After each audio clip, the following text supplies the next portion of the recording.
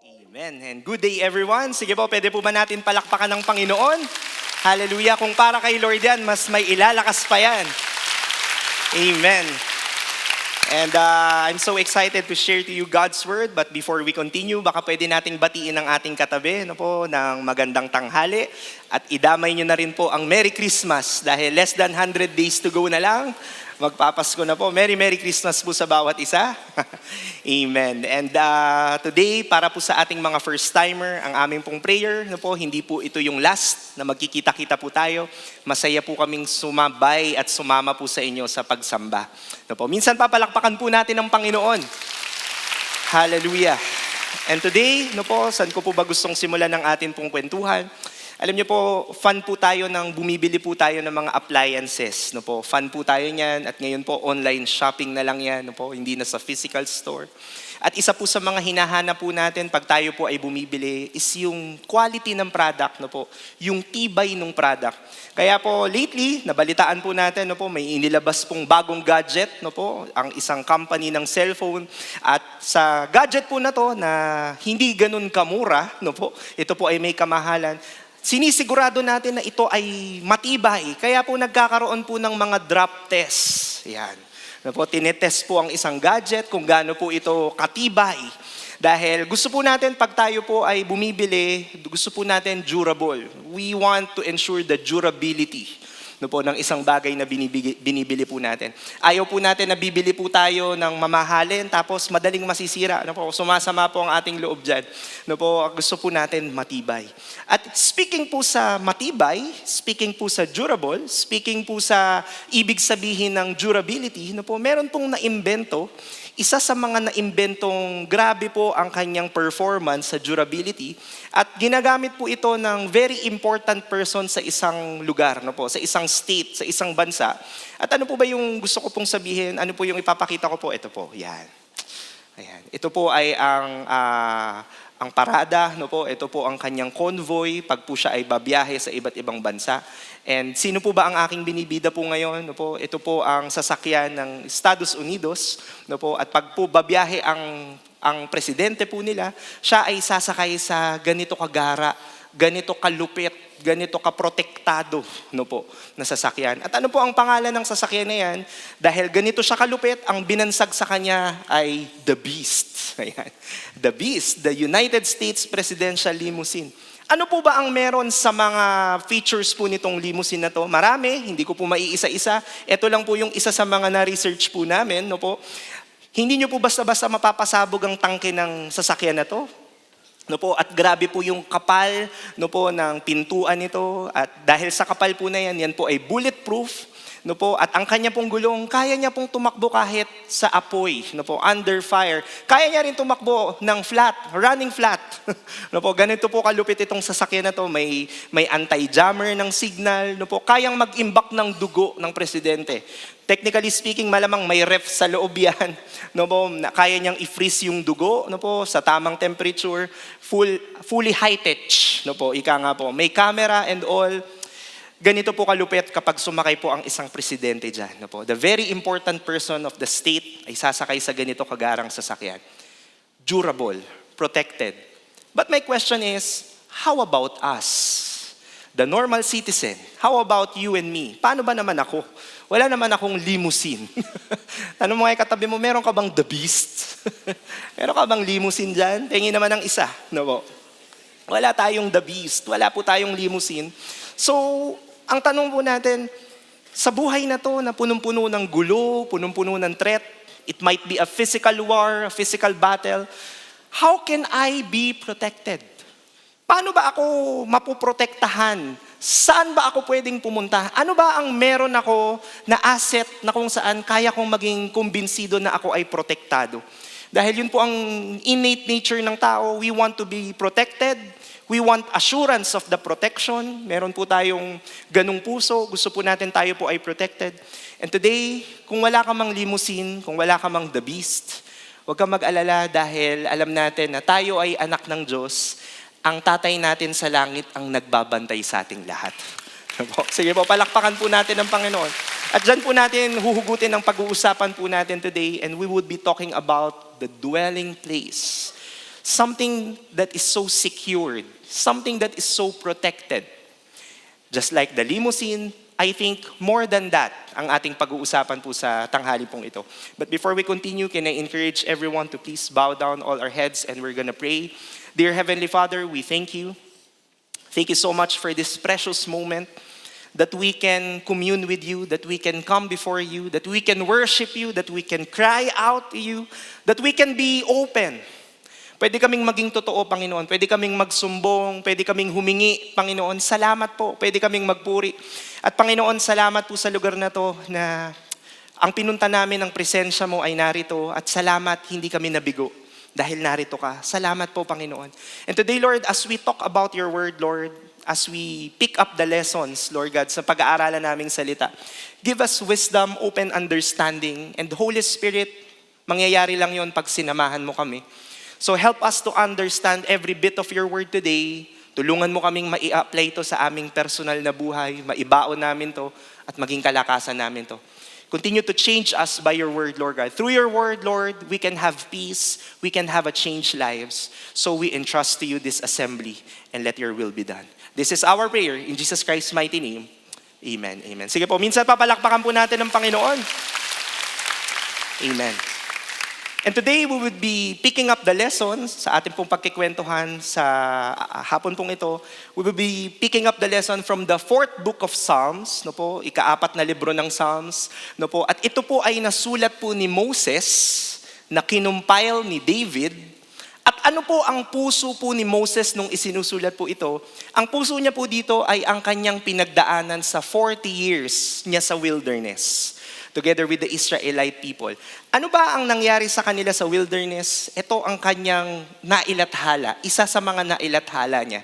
At pag-uusapan po natin, paano niya nasabi ang dwelling place sa book po na to. And let me read to you in Psalms chapter 91 verse 1. Sabi po dito, "He who dwells in the secret place of the Most High shall abide under the shadow of the Almighty." Baka po sa atin, yung iba po memory verse po ito, naririnig po natin ito nung Sunday school tayo. At ngayon, pinag-aaralan na po natin. Ano ba ang ibig pong sabihin ng verse na to? Dwelling place. Saan ba ako pupunta? Saan ba ako magdedwell? And sa usapan po natin po ngayon, sa kwentuhan po natin, I would love to pick the word dwells. Ano ba ang ibig pong sabihin ng dwells? He who dwells.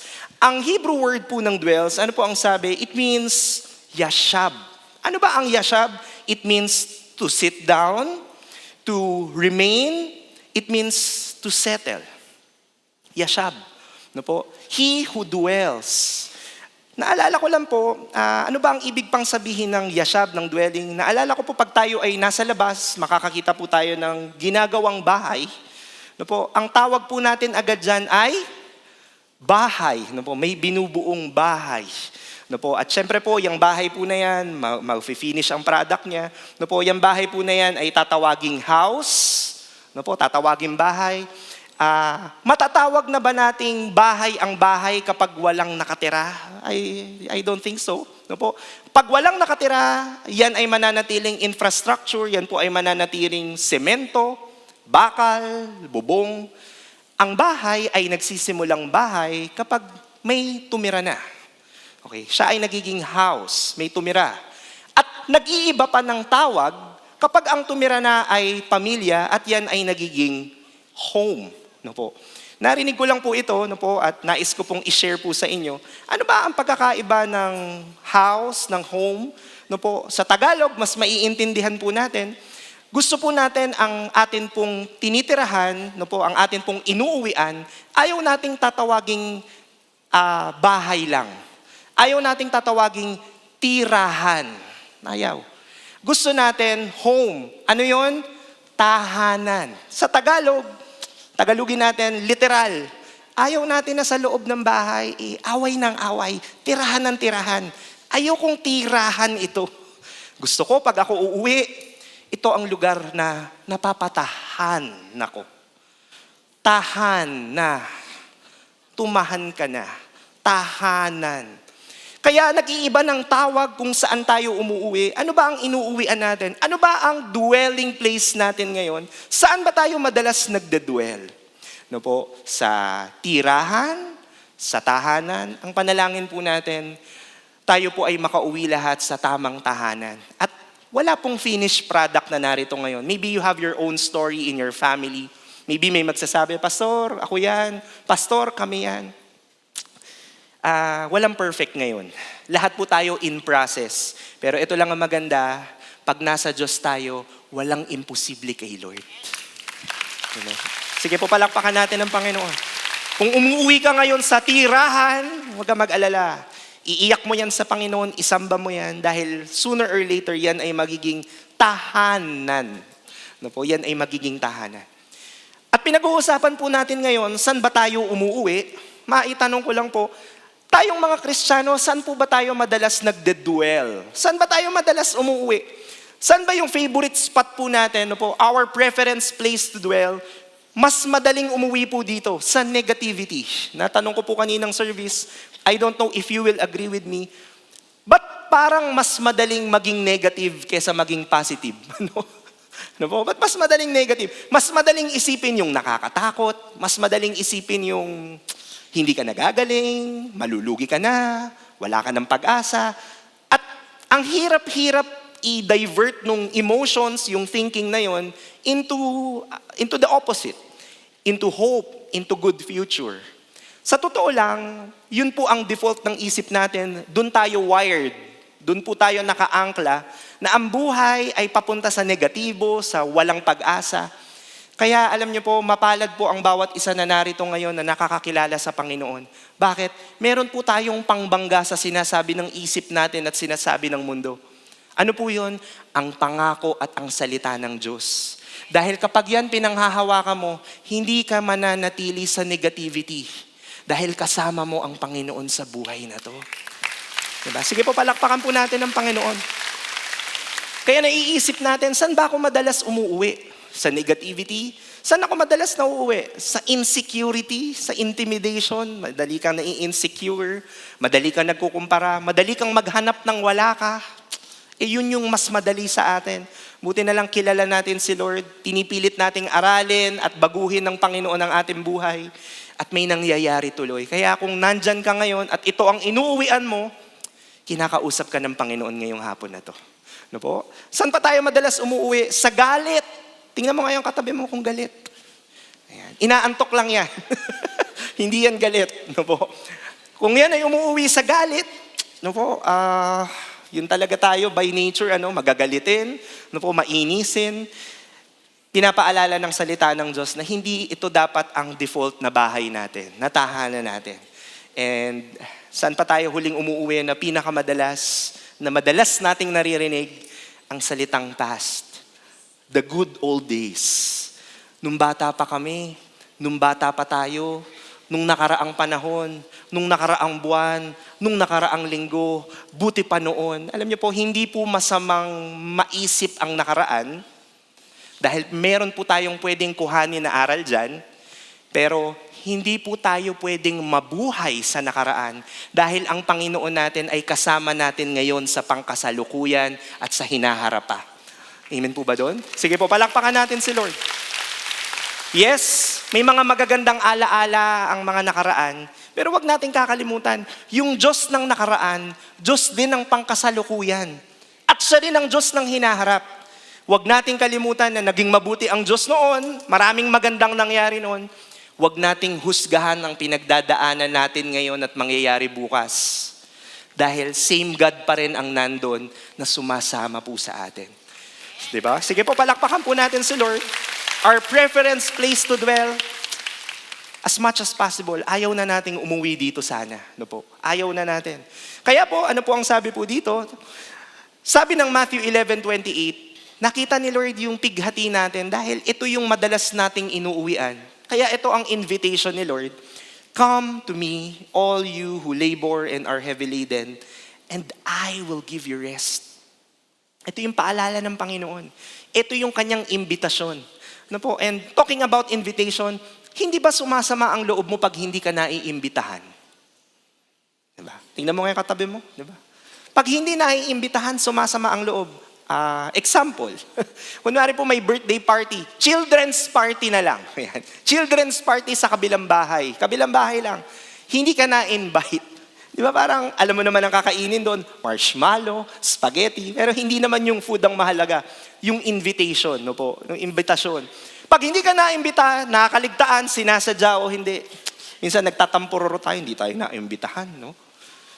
Masama na loob natin pag hindi tayo na-imbitahan ng kapitbahay, no po? Kaya mahalaga ang imbitasyon.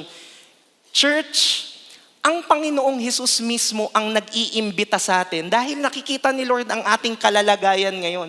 Mga pagod, mga hapo, mga nag-aalala, mga matatakutin. Ito ang profile nating lahat. Kaya may invitation ng Matthew 11. Ano ang sabi?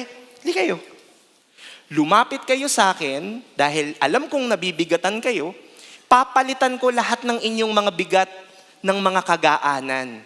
Dahil ang version ko ng kagaanan, ikakatuwa nyo. My burden is light, and I will give you rest.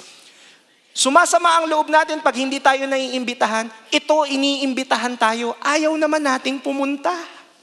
Kaya ngayong hapon po na to, sino po ang willing sumama sa presensya ng Panginoon sa hapon na to?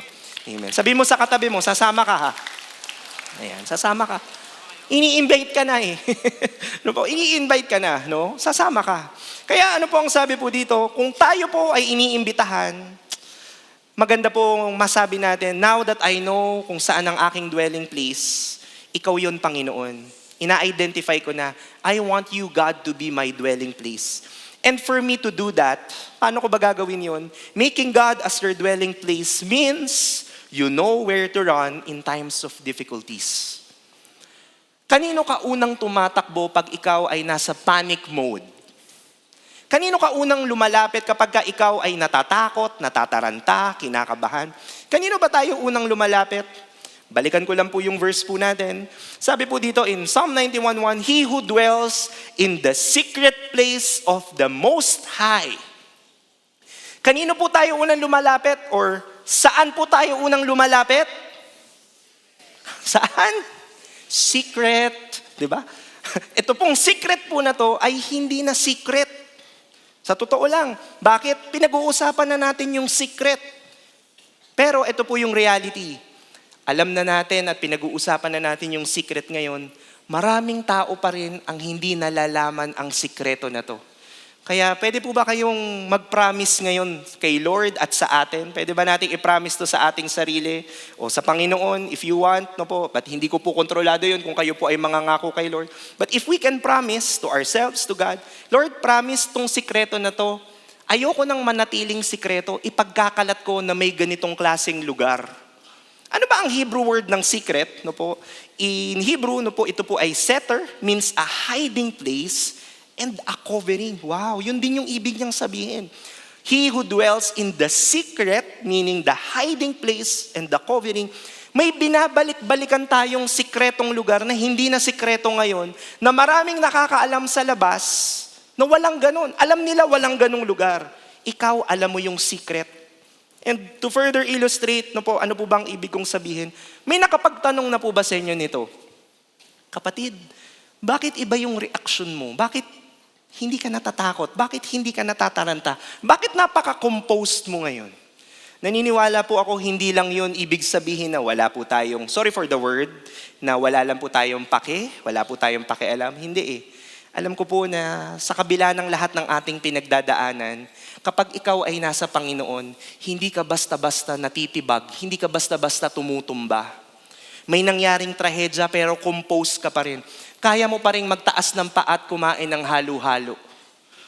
Kaya mo pa rin manood ng telebisyon. Nakakatuwa po ang mga Pilipino. No po? Ganito tayo kinreate ng Panginoon. Masabi ko lang po yung example. Binabagyo na sa labas, bahana. Pag nahagip ng camera ng kahit anong TV station, ano ginagawa? Hello po. Parang wala nangyari. Babati pa yan. Ang saya-saya niya pa. No po? Bakit? Kasi alam natin sa sarili natin na tayo ay hindi basta-basta napapatumba ng problema. Bakit? May Diyos tayo sa langit. Siya ang ating angkla.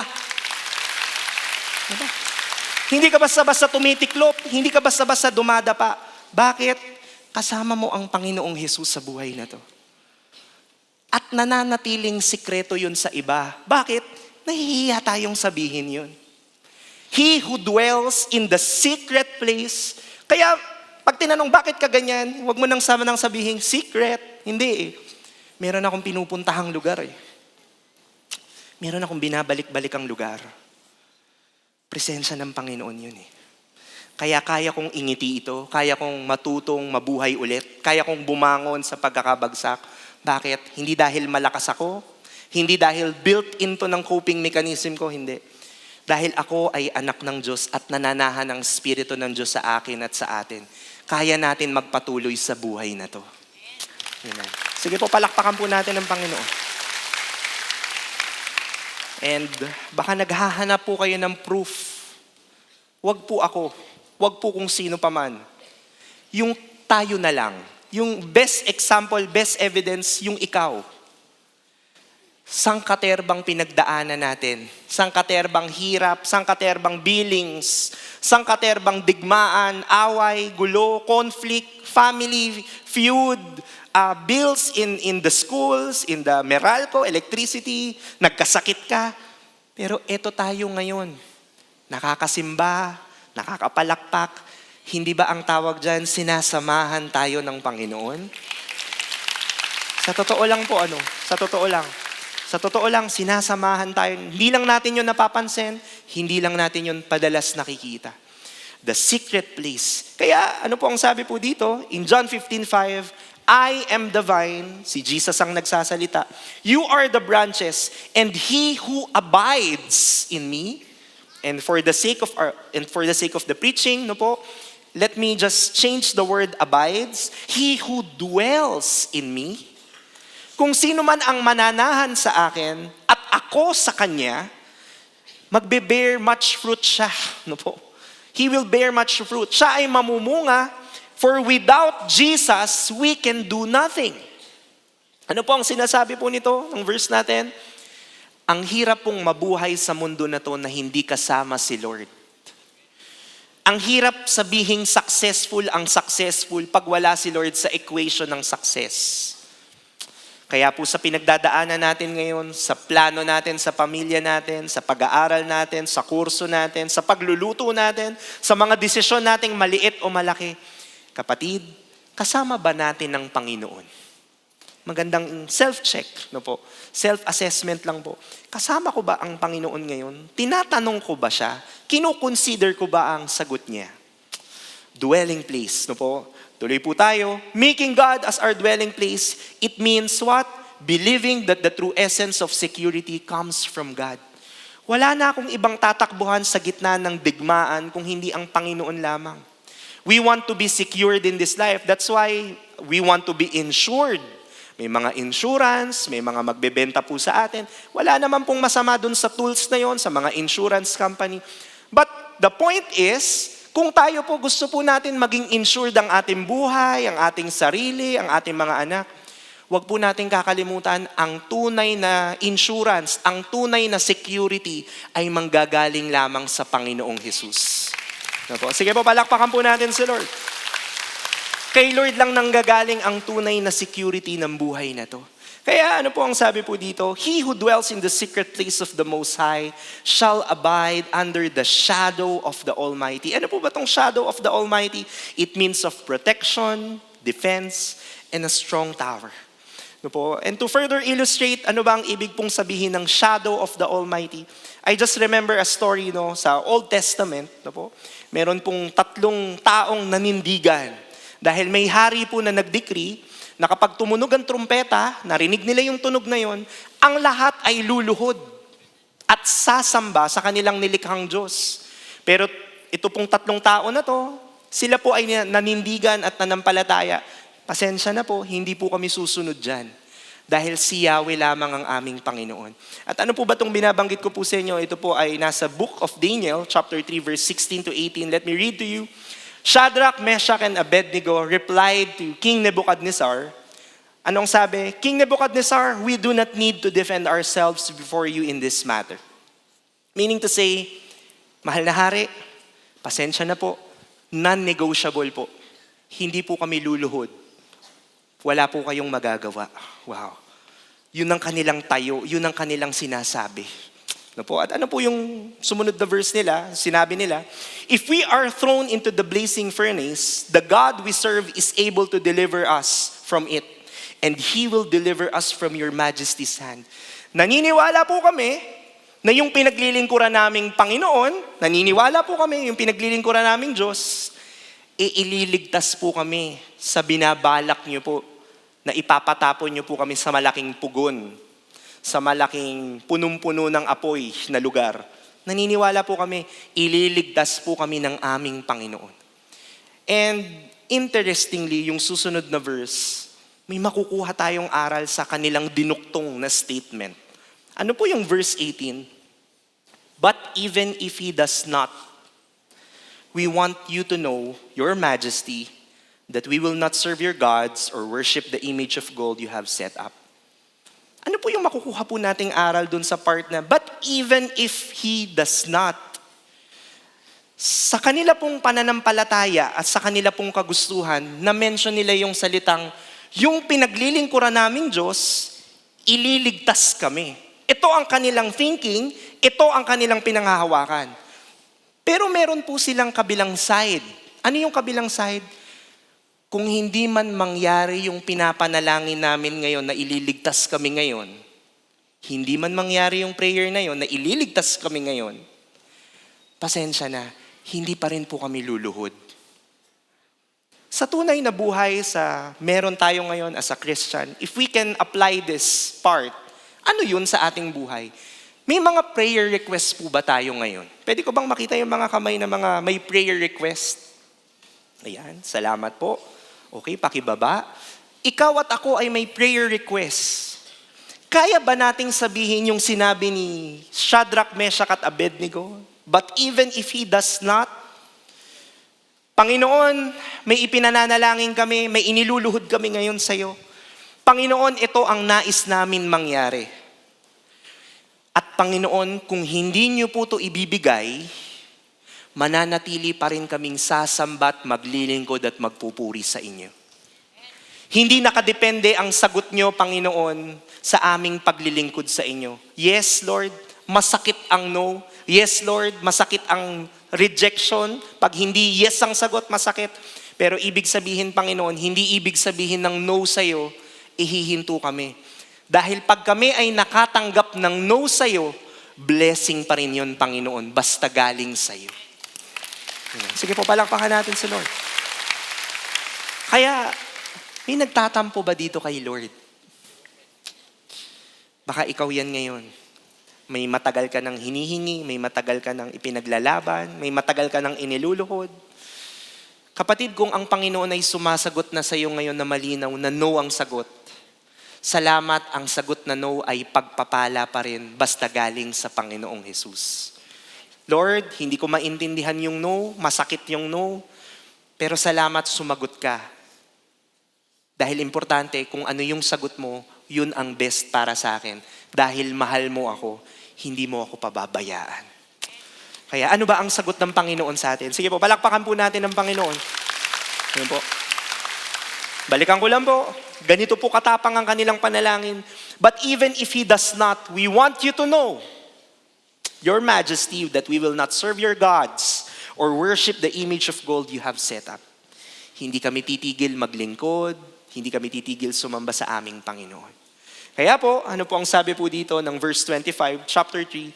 He said, look, I see 4 men walking around in the fire, unbound, unharmed, and the fourth looks like a son of the gods. From afar, si King Nebuchadnezzar hindi makalapit sa sobrang init eh. Nagkakandamatay yung naghatid sa kanila doon. Si King Nebuchadnezzar, from afar, nadi-describe niya yung diniliver niyang 3. Yung 3, anong description niya? Unbound, unharmed, mukhang sigurong sumasayaw pa yung 3, mukhang nagkikwentuhan lang sila. At ito po yung nakakagulat sa lahat. Yung kanilang 3 lang, yung bilang na 3 kanina, naging 4 na ngayon. At may description yung ika-4. It looks like what? The Son of Gods. Na-identify niyang yung ika-4. Parang creation ng langit. Parang Diyos. Mukhang Diyos. Ano ba ang ibig po nating sabihin po dito? The fourth looks like a son of the gods. Anong ibig nating sabihin dito? That God will not just protect you with His power in times of difficulties. He will go with you. Ang Panginoong Jesus ay sumasama sa mga taong tinatayuan siya. Kaya kung mapapansin po natin itong pong story na to, grabe yung plot twist nito. Talagang dadali na sila, toasted bread na sila doon, susunugin na sila. At maya-maya, hindi na sila nasunog. Sinamahan pa sila ng Panginoon. At nagulat ang mga nagdala sa kanila. Hindi man lang sila napano, hindi man lang sila nangamoy usok, dahil kasama nila ang Panginoon. Wow. Sige po, palakpakan natin ang Diyos. Kaya ito po ang tanong ngayon. Sino ang kasama natin ngayon? Hindi importante pala kung nasaan ka ngayon. Hindi importante kung nasa ang sitwasyon ka ng buhay ngayon. Nasa mahirap, nasa sobrang hirap, nasa sobrang super duper lalim na hirap. Hindi ko po minamaliit ang inyong pinagdadaanan, pero base po sa ating pinag-uusapan ngayon, hindi importante kung nasaan ka. Ang importante kung sino ang kasama natin. Dahil kapag ka ang Diyos ang kasama natin, wala tayong problema. Amen. Sige po, palakpakan natin si Lord. Hindi ipinangako na walang problema ang buhay. Hindi ipinangako na smooth sailing lagi. Hindi ipinangako yun. Pero ang pinangako ng Panginoon na tayo ay sasamahan niya sa lahat ng dako ng ating buhay. Kaya nga ang tanong, kasama mo ba si Lord ngayon? Sa iyong bangka, sa iyong buhay, kasama mo ba siya dyan ngayon? Nasa gitna ka ng pinagdadaanan ngayon, okay? Nasa darkest valley ka ngayon, okay? Importante ma-identify ko, Lord, kasama ba kita ngayon? Kasama ba kitang naglalakad ngayon sa pinagdadaanan ko? At kung hindi ka sigurado dyan, yan ang sisiguraduhin natin bago tayo umuwi mamaya. Nakasama natin ang Panginoon sa ating dinadaanan. Kaya po, ano po ang sabi po dito? In Psalms 91:2, I will just say of the Lord, He is my refuge and my fortress. My God, in Him I will trust. So, making God as my dwelling place, what does it mean? Paano ko ba itatranslate yun? That I need to trust God with all my heart. Madali pong sabihin yung trusting, madali pong i-mention na nagtitiwala tayo kay Lord. Pero paano ba natin ito masasabi? That in Him I will trust. Magtitiwala ako sa iyo, Panginoon. Saan ko po ba dadali ng kwentuhan natin po dito sa in Him I will trust? Siguro po dito natin dali ng kwentuhan po natin. Nakapagtiwala ka na ba sa isang tao? Pwede po ba akong magtaas po ng kamay ang nakapagtiwala na sa isang tao? Ayan. Sa ating asawa, sa ating kaibigan. Okay, pakibaba po ng kamay. Yung pinagkatiwalaan nyo po ba, alam niya yung bilang ng buhok nyo? Nakakatawa po ba yung aking tanong ano? Yung pinagkatiwalaan ko ba, alam niya yung bilang ng buhok ko? Siguro po, malamang sa malamang, ang sagot po natin, hindi. At kung hindi niya alam ang bilang ng buhok ko at nagawa kong magtiwala sa Kanya, di lalo't higit ang tatay ko sa langit na bilang ang buhok ko, na wala akong pwedeng itago, na namatay para sa akin, na wala pa akong ginagawa, hindi ko pa siya mahal, siya ang unang nagmahal sa akin, ngayon pa ba ako magdududa na magtitiwala ako sa Kanya? Dapat meron tayong punong-puno ng ebidensya ngayon na tayo ay nagtitiwala sa Panginoong Jesus. Walang duda. Kaya ngayon, kapatid, ikaw ba yan ngayon na nagdududa ka sa Diyos? Sana maalala natin ang verse na to in Matthew chapter 10, verse 30 to 31. But the very hairs of your head are all numbered. Do not fear, therefore, you are of more value than many sparrows. Ngayon ka pa ba dadagain? Ngayon ka pa ba matatakot? Bakit? Ang Panginoong Jesus bilang ang buhok mo, marami siyang alam sa'yo. Magtiwala tayo sa Kanya. Pagkatiwalaan natin siya, alam na alam ng Panginoon ang ating buhay. Nasa loob pa tayo ng tiyan ng ating nanay, kilala na tayo ng Panginoon. Kaya hindi ito ang panahon na tayo ay magdududa at lalayo sa Kanya. Sana habang humihirap ang ating pinagdadaanan, tayo po ay lalong lumalapit at kumakapit sa Kanya. Kaya po, ano po ang sabi po dito sa ating picture na to? Ano ba ang meron sa nest na to? Ano ba ang meron dito sa nest na to? Ito po yung ating somehow na dwelling place. Ito pong dwelling place na to, gustong-gusto natin na-identify yung dwelling place po natin. Bakit? Sa dwelling place natin, nandyan po yung kapayapaan. When we are on our dwelling place, we find the peace. The peace inside, the serenity. We find what? The restoration. Pag tayo ay nandito sa dwelling place na to, nakikita natin yung restoration, yung mga nawala sa atin, dahan-dahang ibinabalik ng Panginoon. When we are on the dwelling place, we find acceptance. Natatanggap tayo. Minsan sa buhay natin, tayo ay na-reject ng tao, ng employer, ng isang institusyon. One way or another, tayo ay nare-reject. Na-reject ng mundo. But when you are in your dwelling place, we feel the acceptance. We feel again and we dream again. It is a place for dream creation. Kaya yan po yung kinakanta natin kanina. We lift our hands to believe again, to dream again. Pag nasa dwelling place tayo, nangangarap tayo ulit. Pag nasa dwelling place tayo, nakakapagpahinga po tayo. Tayo po ay nakakahanap ng iba yung lakas. Nare-renewed po yung ating strength. Tayo po, we feel comforted. Pag tayo po ay nasa dwelling place, tayo po ay nagkakaroon ng realization. Kaya hinahanap natin yung dwelling place. At ito po yung aking tanong, bago po tayo sasamba ulit ngayon. Ang tanong ko po, saan po ang dwelling place natin? Ito ang profile ng dwelling place sa ating buhay. Ang dwelling place po ba natin ay ang ating kwarto? Your personal room, the master's bedroom. Dito po ba ang dwelling place natin? Your peers, your office mates, your classmates. Saan ba ang dwelling place natin? Sila ba yung nagiging dwelling place natin? Sila ba yung best friend natin? Siya ba yung best friend mo? Siya ba yung work mo? Ito ba yung dwelling place mo? Dito mo nakikita yan? Siya ba yung family mo? Alam niyo po, ito pong mga napakita ko po sa inyo, wala pong masama sa kanila. Wala pong masama sa kanila, pero meron po silang common denominator. Ang common denominator nila, lahat sila nagkukulang. Lahat sila, intentional man o hindi, nasasaktan nila tayo.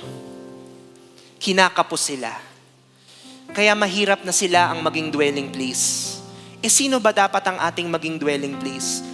Yung hindi nagkakamali, yung hindi nalilito kung mahal ka o hindi. Yung hindi nang iiwan at yung nagbigay ng lahat-lahat sa atin. Church, sana lahat tayo ang dwelling place natin ay ang presensya ng Panginoon sa buhay na to.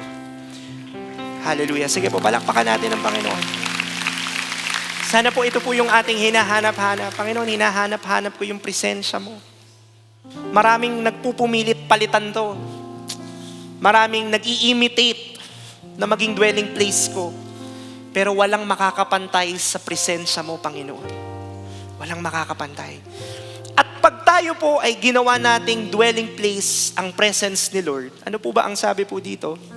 In Psalms 91 verse 9 to 11, because you have made the Lord, who is my refuge, even the Most High, your dwelling place, no evil shall befall you, nor shall any plague come near your dwelling. For He shall give His angels charge over you to keep you in all your ways. Kapag ang Panginoon ang ginawa nating dwelling place, ito pala ang mangyayari sa ating buhay.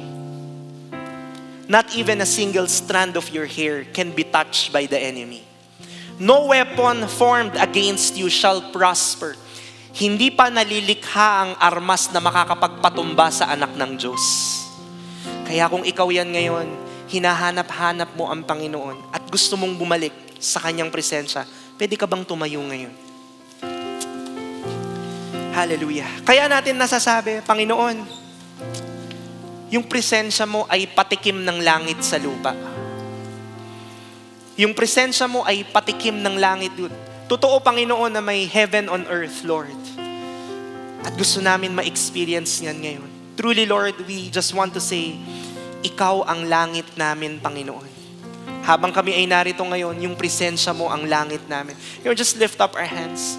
And as the worship team sings this song, can we just worship together and declare every bit of this lyric as our prayer today?